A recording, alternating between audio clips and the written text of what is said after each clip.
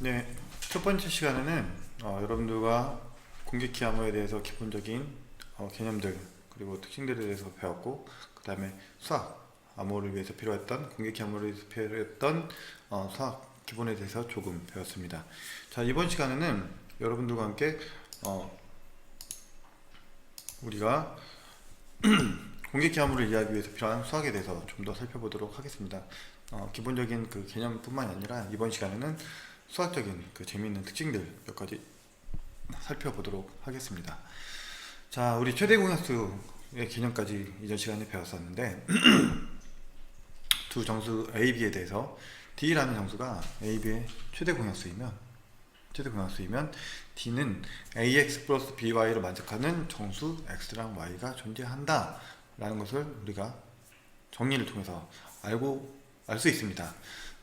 물론 이제 수학적으로 이제 증명이 다음 슬라이드에 여러분들께 제공이 되겠지만 여러분들이 우선 그 증명을 정확하게 이해하기보다는 여기선 여러분들이 기억을 하셨으면 좋겠는 부분이 뭐였냐면, 두 정수가 있을 때 얘네들이 선형결합식 AX 플러스 BY라는 이런 선형결합식이 있잖아요. 매우 다양한 선형결합식 값들이 존재할 거예요. 근데 그 중에서 뭐가 있냐면 최대 공약수를 만들 수 있는 정수 D가 최대 공약수일 때 이 최대 공약수가 되게 하는 상수 A랑 B가 X랑 Y가 존재한다는 거예요. 이것을 우리가 어떻게 찾느냐는 이제 또 그 다음 문제이긴 한데, 이렇게 할 수 있는 정수가 존재한다는 걸 알기 때문에 우리가 그 다음에 찾기 위해서 시도할 수 있겠죠. 자, 우선 여기 이 슬라이드에서 여러분들께 말씀드렸던 그 정리가 어떻게 되는 것인지 그 예제를 통해서 한번 살펴보도록 할게요. A는 6, B는 15일 때 작은 정수이기 때문에 최대 공약수를 쉽게 계산할 수 있죠. 6과 15의 최대 공약수는 3이에요. 그러면은 앞에 있는 정리가 얘기하는 바는 뭐냐면 6x 플러스 15y가 3이 되게 하는 x랑 y가 존재한다는 거예요. 뭘까요? 밑에 여러가지 선형 결합식들을 한번 쭉 계산해 봤습니다. x는 마이너스 2, 마이너스 1, 0, 1, 2, y는 마이너스 2, 마이너스 1, 0, 1, 2. 쫙 여러가지를 정리를 하고 보니까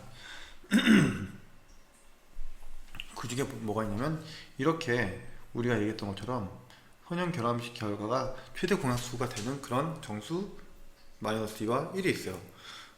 그러면은 6 곱하기 마이너스 2 플러스 15를 하니까 최대 공약수인 3이 되는구나. 자, 그리고 그 나열되어 있는 정수들을 보니까 또 어떤 특징들을 볼 수 있냐면, 전부 다 최대 공약수 3의 배수예요. 당연한 얘기겠죠.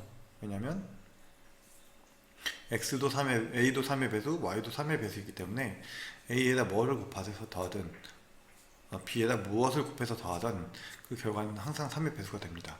그 중에 가장 작은 게 뭐란 얘기예요? 여기 있는 0을 제외하고는 3이라는 겁니다.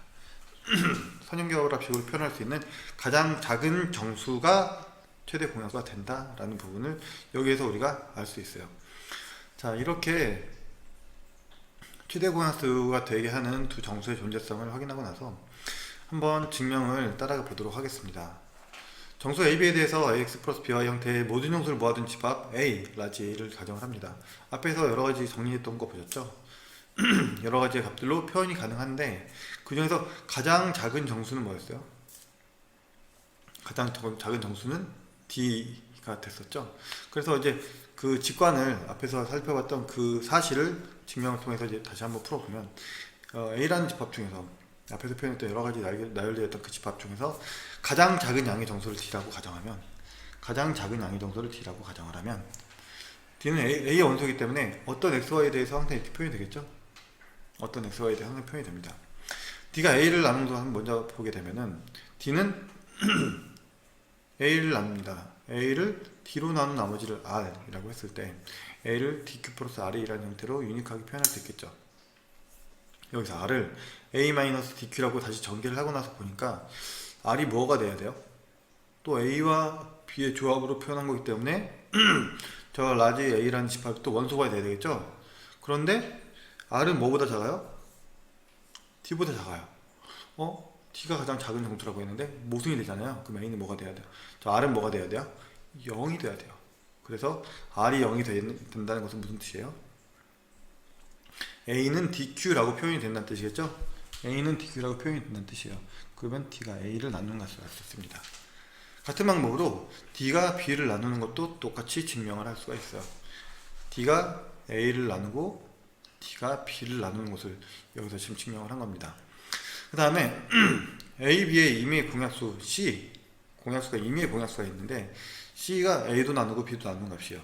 그러니까 약수 중에서 공약수, 최대 공약수가 아니라 그냥 공약수 C에 대해서 모든 x, y에 대해서 C가 ax 플러스 by를 나누는 걸 알겠죠? 알 수 있죠? 왜냐면 C가 a도 나누고 b도 나누니까. 그러면은 여기서 알 수 있는 게 C가 d도 나누는 것을 알 수 있습니다. 그 얘기인 즉슨 어떤 약수든 간에 그 약수는 d를 나눠야 돼요. 그 얘기는 d가 가장 큰 공약수라는 얘기가 되는 거죠. 어떤 약수든지 d를 꼭 나눠야 되니까요. 그래서 1번, 2번, 3번에 의해서 우리는 d가 a와 b의 최대 공약수다 라는 것을 알 수 있습니다. 자, 이렇게 우리가 그 앞에 있는 정리, 어떤 정수 a와 b가 있을 때 이것의 선형 결합식으로 최대 공약수가 되게 하는 x, y가 존재한다는 것을 확인했습니다. 그 다음에 정리는 뭐냐면 a랑 b라는 두 정수의 최대 공약수가 a와 b를 나머지 정리로 이렇게 표현했을 때 a와 b의 최대 공약수는 b와 r의 최대 공약수와 같다. 그러니까 a와 b의 최대 공약수는 b와 r의 최대 공약수와 같다 라는 정리가 있어요. 자, a를 54, b를 21이라고 하면 54는 21 곱하기 2 플러스 12가 되는데 그 얘기는 즉슨 위에 있는 식이 의미하는 바가 뭐냐면 이때 54와 21의 최대 공약수는 21과 12의 최대 공약수와 같다, 이 얘기를 하고 있는 겁니다. 그러니까 우리가 54와 21의 최대 공약수를 구하기 위해서 54와 21이라는 큰 수에 대한 최대 공약수를 고민할 것이 아니라 21과 12라는 작은 값에 대한 최대 공약수를 계산함으로써 54와 21의 최대 공약수를 계산할 수 있다는 거예요. 자, 이 정리 매우 중요합니다. 여러분들 뒤에서 나오는 유클리디안 알고리즘, 익스텐디드 유클리디안 알고리즘 이것을 기반으로 우리가 곱셈에 대한 요원을 계산하는 것까지 다 이 성질을 기반으로 해서 전개가 되는 것입니다. 여러분들 기억하시고요. 증명 부분은 생략을 하도록 할게요. 여러분들께 프린트아웃으로 배포는 될 테니까 한번 궁금하신 친구들은 읽어보시고 우선 수업 시간에는 결과 위주로 이야기를 진행을 하도록 할게요. 자, 유클리디안 알고리즘은 앞에서 나왔던 a와 b의 최대 공약수는 b와 r의 최대 공약수와 같다라는 성질을 이용해서 이거를 반복적으로 수행을 한 거예요. a와 b에 대한 거를 b와 r에 대한 것으로, b와 r에 대해서도 마찬가지로 못과 나머지를 계산해서 또 r과 또 다른 나머지 r2, 이번에 r과 r1과 r2에 대한 거를 r2와 r3에 대해서 계속 반복적으로 수행을 하다 보면 아까 처음에 뭐라고 그랬어요? 제가 a와 b처럼 큰 값에 대해서 하는 것이 아니라 b와 r에 대해서 작은 값에 대한 그 계산으로 최대 공약수를 계산할 수 있다라고 말씀을 드렸잖아요. 그래서 이렇게 최대 공약수를 계산하기 위한 그 대상값을 줄여 나갈 수 있는 방법이 바로 유클리디안 알고리즘에서 얘기하는 아이디어의 핵심입니다. 여기 보면 수식이 되게 복잡하게 써 있어요. 되게 복잡하게 써 있는데 결국은 보면 R0가 A고 R1이 B잖아요. 이렇게 되는 겁니다. A와 B에 대한 최대 공약수를 계산하기 위해서 못과 나머지를 나눈 다음에 B와 R2에 대해서, 근데 B가 R1이라고 했으니까 이렇게 하는 거예요. R1과 R2에 대한 것을 어떻게 바꾸고 싶은 거예요? R2와 R3에 대한 GCD 계산으로 바꾸고 싶은 거예요. 그리고 또 다시 R2와 R3에 대한 것을 R3와 R4에 대한 것으로 이렇게 값을 계속 줄여나가다 보면 어떻게 되냐면은 결국은 R의 n-1이 0이 되는 시점이 발생을 하게 됩니다. R의 n-1이 0이 되는 시점이 발생을 하게 되면 그때 Rn이 뭐가 되는 거냐면은 최대 공약수가 된다는 그런 의미가 됩니다. 자, 이것이 최대 공약수를 계산할 수 있는 아주 효율적인 알고리즘이에요. 그러니까 우리가 최대 공약수를 어떻게 계산할까요? 다 인수분해한 다음에 같은 공약수를 찾아서 이렇게 비교를 해서 원래는 계산을 하잖아요. 그게 아니라 유클리디안 알고리즘을 통해서 최대 공약수를 계산할 수 있다 라는 것이 바로 여기 나와 있는 내용이에요. 예를 들어서 한번 보겠습니다. 108과 66에 대한 최대 공약수를 계산하는 게 목적이에요. 원래 계산하고 싶은 것이 이것을 계산하는 것이 목적인데, 첫 번째 식에서 얘기하는 게 뭘까요? 첫 번째 식에서 얘기하는 것은 GCD 108과 66은 GCD 66과 42다 라는 얘기를 하고 있는 거죠. 그쵸? 그래서 이 얘기를 하고 있는 거고, 그 다음 라인 여기서 하고 있는 얘기는 뭐냐면은 GCD 66에 42랑 같은 거는 GCD 42랑 24와 같다 라는 얘기를 하고 있습니다. 자, 그럼 그 다음 라인에서는요, GCD 42와 22에 대한 GCD 값은 최대 공약수 어떤가? 24와 18의 최대 공약수와 같다 라는 얘기를 하고 있고요. 그 다음 라인에서는 24와 18의 GCD는 18과 6의 GCD와 같다 라는 얘기를 하고 있어요. 그 다음 라인에서 보니까 나머지가 0이 됐죠. 그래서 그때 마지막 값 6이 최대 공약수가 된다 라는 것이 바로 유클리디안 알고리즘의 동작 방법이고 가장 중요한 목적이 되겠습니다. 이렇게 최대 공약수를 계산할 수 있는 방법이 바로 유클리디안 알고리즘이에요. 유클리디안 알고리즘 같은 경우에는 결국은 최대 공약수를 계산하는 것은 똑같지만 작은 값에 대해서 작은 값에 대해서 작은 값에 대해서 점차 더 상대적으로 쉬운 연산으로 쉬운 계산으로 원하는 목적을 동일하게 찾을 수 있기 때문에 매우 효율성을 높이는, 효율적으로 최대 공약수를 계산하는 알고리즘이라고 얘기할 수 있죠. 자, 어쨌든 여기서 멈추는 시점은 최초로 나머지가 0일 때 우리가 그때 요 위치에 있는 값을 나머지로 최대 공약수로 쓴다 라는 부분을 기억하시면 되겠습니다. 자, 유클리디안 알고리즘의 경우에는 이제 우리가 뭐 증명을 한다고 써놓긴 했지만 사실은 매우 간단한 게, 앞에서 얘기했던 부분, 제가 설명드렸던 부분이랑 동일해요. 초기값 R0랑 R1의 최대 공약수는 R1과 R2의 최대 공약수와 같다고 그랬죠. 그 다음에는 R1과 R2의 최대 공약수는 R2와 R3의 최대 공약수와 같고, 마찬가지로 R2와 R3, 그 다음에 이거는 뭐랑 같아요? R3와 R4의 최대 공약수랑 같아요. 이게 어디까지 가냐면은 R의 n-1과 R의 n이 그냥 R이 n이 되는 시점, 요 시점까지 쭉 가게 됩니다. 그 얘기인즉슨 최대 공약수인데 자기 자신이니까 R의 n-1과 R의 n의 최대 공약수가 Rn이라는 얘기는 뭐냐면은 그냥 Rn 자체가 최대 공약수라는 얘기예요. 더 이상 이제 줄어들 수 있는 것이 없죠. 그렇기 때문에 그 다음 스텝에는 0이 되는 거고, 그래서 알고리즘적으로는 그 다음 스텝이면 바로 이제 나머지가 0이 되는 시점이 되기 때문에 그 이전 값인 Rn을 최대 공약수로 이렇게 선택해라 라고 얘기를 하고 있는 겁니다.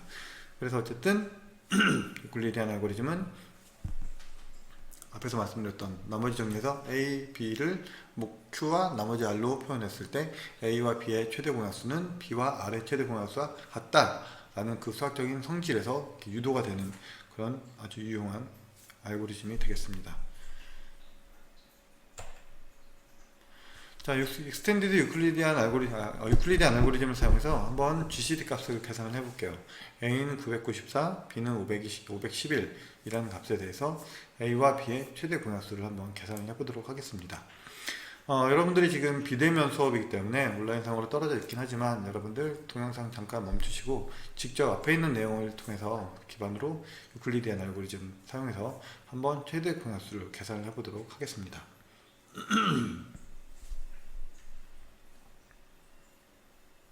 자, 여러분들 다 동영상 멈추고 문제 풀어보셨다고 가정하고 설명 진행하도록 하겠습니다.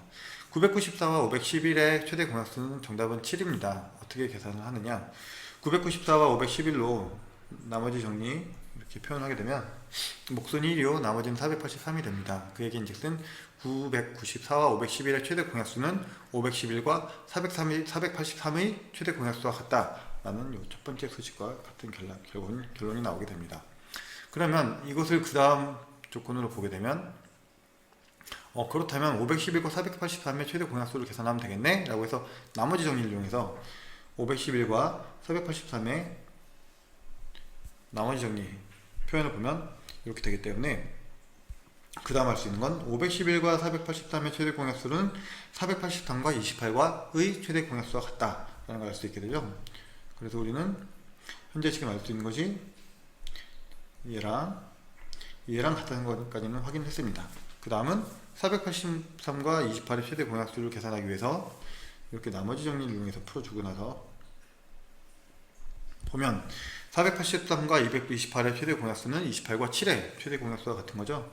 바로 이것이 그 뜻입니다. 그런데 28과 7의 최대 공약수는 7이 되죠. 그래서 스탑 최대 공약수는 얼마? 7이라는 것을 알 수가 있고, 결과적으로 994와 511의 최대 공약수는 7이다라는 것을 알 수 있게 됩니다. 어찌 보면 매우 간단한 그런 수식 전개이고 수식이고 수학적인 이론인데, 이렇게 유용하게 우리가 최대 공약수를 계산하는데 사용할 수 있습니다.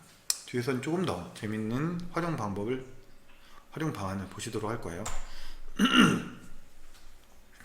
이번에는 익스텐디드 유클리디안 알고리즘이라는 알고리즘을 설명을 드리도록 할 텐데, A와 B의 최대 공약수를 계산을 할 때 A와 B의 최대 공약수는 어떻게 표현된다 그랬죠? D인데 A와 B의 선형결합식으로 표현이 된다 그랬죠? 근데 지금까지는 최대 공약수 D를 계산하는 것에만 집중을 하고 문제를 풀고 있었습니다.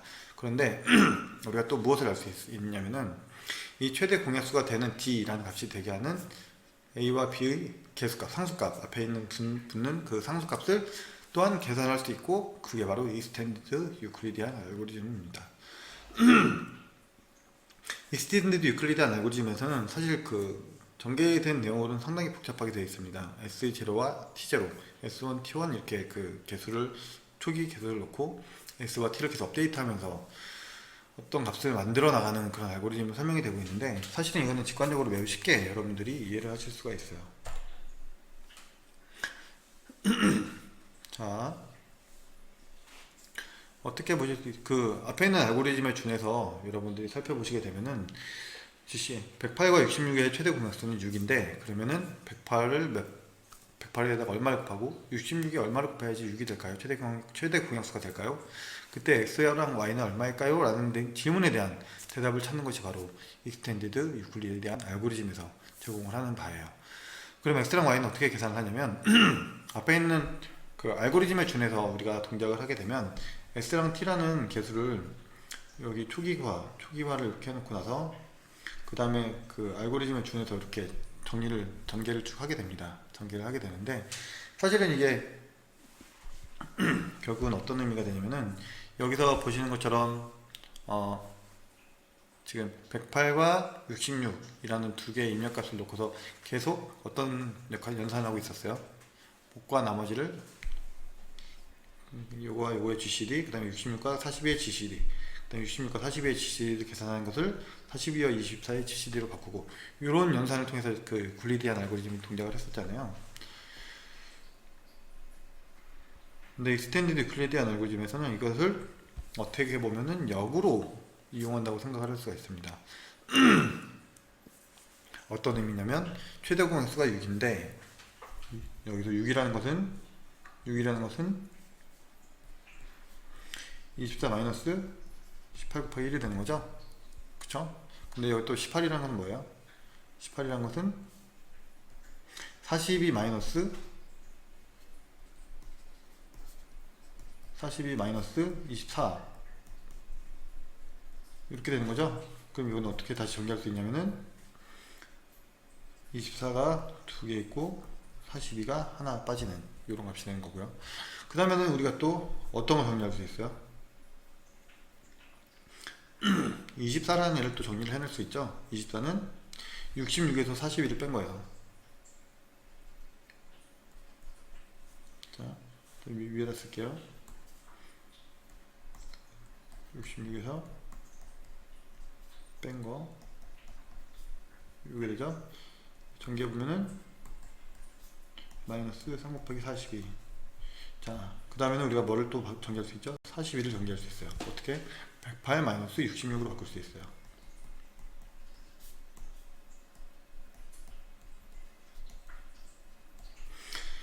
최종적으로 정리를 하고 나니까 어떻게 되냐면, 5 곱하기 66 마이너스 3 곱하기 108,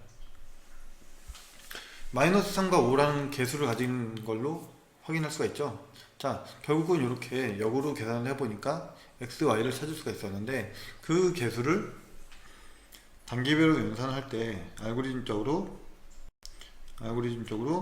그 트래킹할 수 있도록, 트래킹한다는 거는 역으로 이제 추산할 수 있도록 알고리즘을 구성을 해놓은 것이 바로 익스텐디드 유클리디안 알고리즘입니다. 그래서 결과적으로는 우리가 보는 결과를 보는 이 결과치를 확인할 수가 있게 되는 거죠. 사실 이제 익스텐디드 유클리디안 알고리즘 또 다른 방법으로 해석을 하게 되면 다음과 같이도 해석을 할 수가 있어요. 자, 108이라고 하는 것은 1 곱하기 108 플러스 0 곱하기 66이죠. 그 다음에 66이라고 하는 것은 0 곱하기 108 플러스 1 곱하기 66이 되는 겁니다. 그럼 108에서 66을 뺀 나머지를 생각을 하면 얼마예요? 42였죠. 42는 위의 식에서 아래 식을 뺀 거. 1 곱하기 108 플러스 마이너스 1 곱하기 66. 그리고 66을 44, 42로 나눈 나머지는 얼마였어요? 24였죠. 24는 위의 식에서 아래 식을 뺀 거. 마이너스 1에 108 플러스 2에 66. 그 다음에 40이랑 24는 어떻게 돼요? 또 나머지가 18이 됐었죠. 18이 됐는데 이거는 위의 식에서 아래 식을 빼니까 2 곱하기 108 마이너스 3 66. 그 다음에 또 어떻게 되나요? 24에서 18을 빼주면 6이 되죠. 24에서 18을 빼주면 마이너스 3에 108 플러스 5 곱하기 16. 자, 이렇게 계산이 돼서 6이라는 최대 공약수가 되기 위해서는 108이 마이너스 3개, 16이 5개 나오는 것을 볼 수 있습니다. 자, 그러면 여기서 이 개수들의 움직임을 한번 보시면은 정확하게 1, 0, 1, 마이너스 1, 2, 마이너스 3, 1, 0, 1, 마이너스 1, 2, 마이너스 3 개수가 딱 맞아 떨어지는 거 보실 수 있어요. 그러니까 이렇게 계산하는 과정을 알고리즘화한 것이 익스텐디드 유클리디안 알고리즘입니다. 그러면 개수는 어떻게 하면 되겠어요? 위의 식에서 아래 식을 뺄 건지 더할 건지 이런 것들을 봐가면서 계산해 주면 되겠죠. 그게 바로 S와 T라는 개수의 업데이트 과정입니다. 그런 관점으로 보시면 알고리즘이 조금 더 쉽게 이해가 되실 거고요. 이러한 익스텐디드 유클리디안 알고리즘을 이용해서 한번 x, y라는 정수를 찾아볼게요. 994랑 511이 최대 공약수가 7이죠. 이때 994랑 511을 7이 되도록 하는 두 상수 x, y를 한번 계산을 해보도록 하겠습니다. 자, 한번 직접 풀어보세요. 자, 풀이를 보게 되면은 여러분들이 앞에서 쉽게 설명드렸으니까 간단하게 944랑 511을 이렇게 선형결합식으로 초기 상태로 만들어 놓고 나서 아래로 가면서 944랑 511에 대해서 483 만드니까 위의 식에서 아래 식 빼주고요. 그 다음에 511에서 483을 빼주게 되면 228이 남으니까 위의 식에서 아래 식도 빼주게 되고요. 이제 483이랑 28을 뺄 때 몇 개를 곱해서 빼야 되는지에 따라서 값이 달라질 텐데 몇 개를 빼면 될까요? 지금 17개 28을 17로 곱해서 빼게 되면은 7이 됩니다. 그 얘기인즉슨 위의 식에서 아래 식을 17 곱해서 빼주면 마지막 결과가 나오게 되고 그때 우리 결과 최대 공약수 7이라는 거 확인할 수 있어요. 그러니까 998이 18개 511이 마이너스 35개 있으면 7이 된다 라는 걸 다시 알 수 있고 우리가 원했던 개수를 찾게 되었습니다. 자, 이렇게 계산한 것이 익스텐디드 유클리디안 알고리즘을 이용한 선형 결합식을 찾는 방법이 되겠어요. 자, 이제 합동에 대해서 얘기를 하는데 이건 앞에서 얘기했던 법과 같은 그런 의미라고 생각을 하시면 돼요. 이제 n으로 나눴을 때 나머지가 같은 애들을 합동이다 라고 얘기를 하게 됩니다. A랑 B랑 합동이라는 얘기는 뭐냐면은 모두 n에 대해서 같을 텐데 이것은 두 값을 뺀 차이가 n으로 나눠 떨어진다. 결국은 n으로 나머지가 같은 A, B는 합동이다 라고 이야기를 해요. 이 합동 관계에 대해서는 밑에 보시는 바와 같이 가장 기본적인 성질들인데 다 성립을 합니다. 그냥 정수랑 거의 동일하다고 생각을 하시면 돼요. 나머지가 같다. n으로 나눈 나머지로 값을 본다 라고 생각을 해보면 첫 번째는 이제 정의에 의해서 같은 거고 그 다음에 a와 n은 당연히 같겠죠. n으로 나눈 나머지가 a와 b가 n으로 나눈 나머지 같으면 b와 a도 당연히 같겠죠. 순서를 바꿔도 A랑 B랑 C랑 N으로 나눈 나머지가 같으면 A도 B도 C도 다 N으로 나눈 나머지가 같은 거죠. 이렇게 문장만 바꿔서 여러분들이 그 해석을 해봐도 쉽게 이해할 수 있습니다. 동치류라는 것은 나눴을 때 나머지가 같은 애들을 이제 동치류라고 얘기를 해요. 5를 기준으로 봤을 때 5로 나눈 나머지가 0인 애들, 1인 애들, 2인 애들, 3인 애들, 4인 애들 이렇게 이제 집합으로 묶을 수 있는데, 동치류 사이에서는 덧셈과 곱셈이 그냥 일반적인 정수와 동일하게 적용이 됩니다. 단지 나눈 나머지만 본다는 측면에서만 달라지고요. 보면은 2 더하기 3은 얼마예요? 2 더하기 3 5죠. 근데 5를 나눈 나머지로 볼 거니까 우리는 결과를 0이라고 얘기를 할 수도 있고요. 그 다음에 3 더하기 4는 7인데 3 더하기 4는 7인데 결과를 5로 나눈 나머지는 2가 되니까 2가 됩니다. 곱하기에서도 2 곱하기 3은 6인데 5로 나눈 나머지는 1이니까 2 곱하기 3은 결과 1이 되겠죠. 이렇게 곱셈과 덧셈에 대해서도 쉽게 이해할 수가 있어요. 자, 이제 여건에 대해서 얘기를 할 겁니다. AX는 1, 모두에는 만족하는 X가 존재하면 X를 A의 곱셈에 대한 여건이라고 하고 A의 마이너스 1로 표기를 한다. 이 곱셈의 그 여건에 대한 부분을 이제 다음 시간부터 해서 다시 한번 정리를 해서 좀 더 자세하게 알려드릴 텐데, 결국은 이제 곱셈에 대한 여건을 이해하는 것부터 해서 이제 RSA 암호를 이해하는 것까지가 쭉 연결이 돼서 이제 설명이 될 텐데, 다음 시간에 한번 남은 암호 수학과 공개키 암호, 특히나 RSA를 설계하는 부분에 대한 부분을 간략하게 한번 소개를 드리도록 하겠습니다. 두 번째 수업 시간도 여러분들 공부하시느라 수고하셨고, 수학은 이제 얼마 안 남았으니까 조금만 더 기다리시면 여러분들이 기대하시던 RSA 암호를 이해하실 수 있는 시간이 금방 올 것 같습니다. 자, 수고하셨고 다음 시간에 뵙겠습니다.